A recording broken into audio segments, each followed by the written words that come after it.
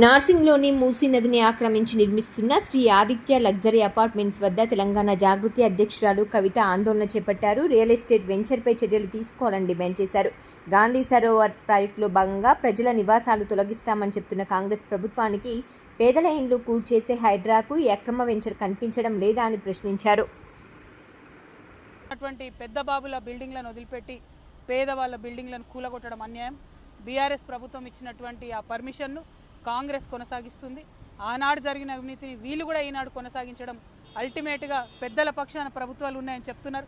ఇక్కడ నుండి కూడా మనకు కనిపిస్తుంది మూసి, అది లిటరలీ రివర్ బెడ్లో ఉన్నటువంటి బిల్డింగ్ ఏమో కంటిన్యూ అవుతుంది. పేద ప్రజల ఇల్లు మాత్రం కూలగొడుతున్నారు. వెలుగుమట్లలో ఇల్లు కూలిపోయినటువంటి అక్క చెల్లెలు అన్నదమ్ములు ధైర్యంగా ఉండాలి, మేమంతా మీ పక్షాన ఉంటాం. అదేవిధంగా కుత్బుల్లాపూర్లో మూసి పరివాహక ప్రాంతంలో చుట్టుపక్కల రకరకాల చోట్ల పేదవాళ్ళ ఇండ్లు కూల్చేశారు. వాటన్నిటికీ కూడా మూల్యం చెల్లించుకోవాల్సి వస్తుంది ఈ ప్రభుత్వానికి. ఇది అన్యాయం, అక్రమం, దారుణం. మేం మాత్రం వదిలిపెట్టేది లేదు. ఇది ఏంటో హైడ్రా రంగనాథ్ గారు చెప్పాలి.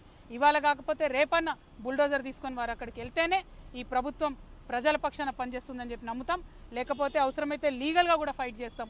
వేరే వాళ్లకు 30 మీటర్స్ రూల్ ఉంటే ఈ ఒక్క 2-3 బిల్డింగ్లకు మాత్రం ప్రభుత్వ పెద్దల అండదండలతోని 9 మీటర్స్ 5 మీటర్స్లో ఉంటే కూడా ఎట్లా కడతారని చెప్పి లీగల్గా కూడా జాగృతి ఫైట్ చేస్తుందని నేను తెలియజేస్తున్నా. Thank you. జై తెలంగాణ, జై జాగృతి.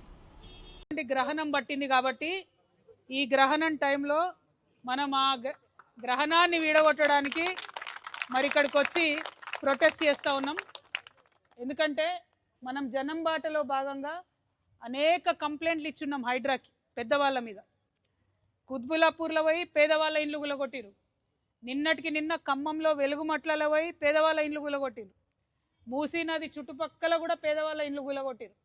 కానీ మూసీ నదిలోనే కడుతున్నటువంటి మన వెనుక కనబడుతున్నటువంటి ఇంత పెద్ద బంగ్లాను మాత్రం హైడ్రా రంగనాథ్ గారికి కనబడతలేదు, సీఎం రేవంత్ రెడ్డి గారికి కనబడతలేదు, ఎవరికి కనబడతలేదు. మీకు కనబడుతుందా లేదా? గ్రహణంతోనేమన్నా కళ్ళు కనబడుకునేమన్నా కనబడుతుంది కదా మనందరికీ. మరి ఎందుకు హైడ్రా కనబడతలేదు? ఇది అది ఇవాళ హైడ్రా రంగనాథ్ గారిని నేను ఫోన్ చేసిన, కలెక్టర్ కాన్ఫరెన్స్లో ఉన్నాను మెసేజ్ పెట్టిరు. నేను మా జాగృతి నాయకులను అడుగుతున్నా, రంగనాథ్ గారు బుల్డోజర్ తీసుకొచ్చే వరకు మనం ఇడు ఉందామా? పక్క ముచ్చట్నా? మళ్ళీ మాట తప్పుతారా? అంతేనా?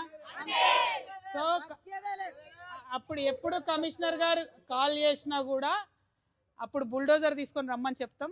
ఇక్కడనే ఉంటాం బుల్డోజర్ తీసుకొని వచ్చేంత వరకు. ఎందుకంటే మనం మన జనం బాటలో 4 నుంచి 5 పెద్ద పెద్ద ఇట్లాంటి బిల్డింగ్లే నదులను చెరువులను కబ్జా చేసిన ఇచ్చినాం. రంగనాథ్ గురు కూడా యాక్షన్ తీసుకుంటా అన్నారు.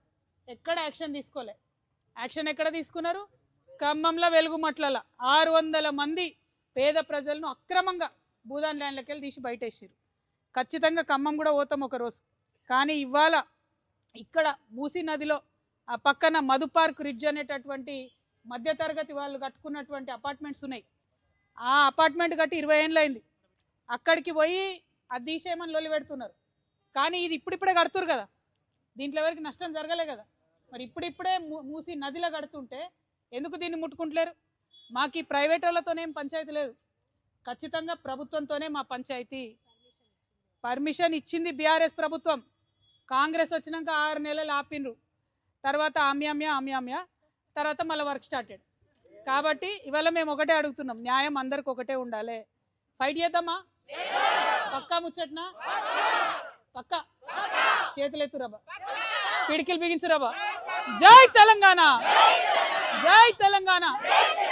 కాపాడుకుంటాం మూసీ నదిని, పరిరక్షించుకుంటాం తెలంగాణ వనరులను.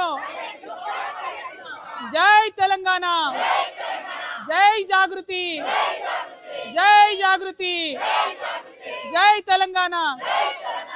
హైడ్రా అంటే బుల్డోజర్ లావా అనాలి.